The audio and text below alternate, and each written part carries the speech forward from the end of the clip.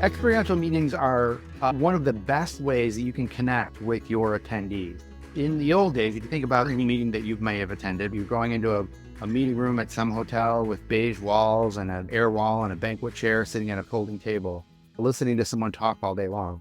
And while people take notes and they might bring something away from that meeting, they aren't really connected with the content. And an experiential meeting brings that content more to life, because you're experiencing maybe other aspects, other facets of that content, or other facets of your other attendees, that it's allowing you to network together and really sink in the content that you really want your attendees to leave with. I think groups would choose experiential meetings over a traditional meeting because when you look at that traditional meeting model, right? You get there in the morning, you have a coffee, you have a Danish, you sit in the chair and you listen and you get talked to all day long. I think the experiential meeting takes that time commitment, because you have to remember that the folks that are sitting in that room are all getting paid probably, right? They're all committing time of some sort, and you want to make that time valuable for them. And as a result, then valuable for you and the message you're trying to deliver. If they're not taking that message home in the right way, then you haven't used the right tools and resources and location to your best advantage. So putting experiential elements around that help people remember it. And when you leave that meeting, having actionable goals, even sometimes just the idea in their head that they want to do something differently when they get back to your organization, that's golden. It's not a scene you can easily plan in a boring meeting room, but it certainly is when you give people the opportunity to really experience something. I think experiential meetings at Wingspread are among the most popular meetings we do. We do more experiential meetings here than any other type of meeting. And the reason we can do that is because we're on 36 beautifully lush acres, right on the shores of Lake Michigan in southeastern Wisconsin. The opportunities to get out and explore nature, either to have your meeting outside on one of our beautiful terraces or somewhere else on the grounds, or to experience something that your attendees might like to learn.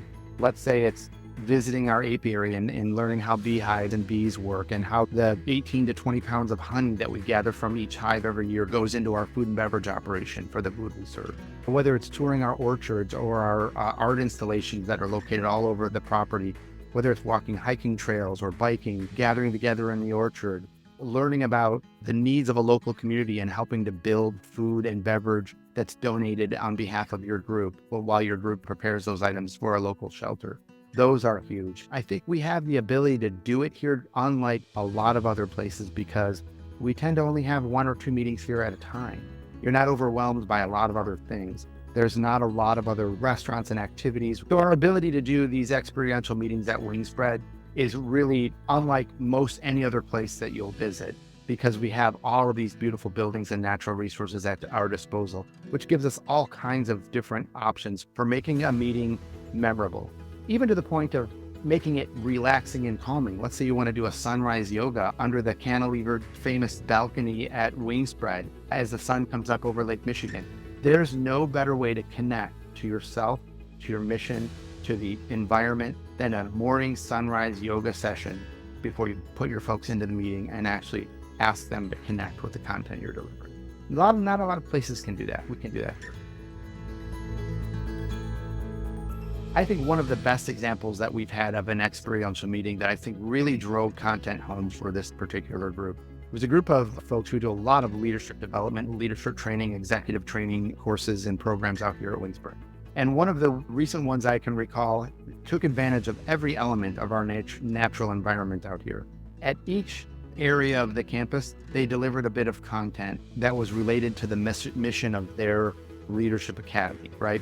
So we had a meeting in the perennial garden, and they talked about some of the natural resources that they use in their day-to-day work. We had a meeting, we walked them through the art installations, the bronze sculptures that are installed all over the property. And at each one of those, they talked a little bit about the artist and the inspiration for the art as a way to help their team get in touch with the inspiration that they need in their leadership lives. We had a session where we went out, and there's all kinds of birds in our natural area here.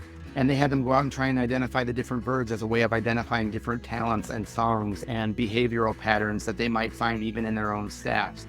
So there was a way that we could take each of the elements There was a lot more of them that I can't think of at the moment, but each of the elements of our natural environment here and tied them into the leadership mission they were trying to teach. It was really profound. It was the first time I've seen a group do it, and I can't wait to do it again with another group.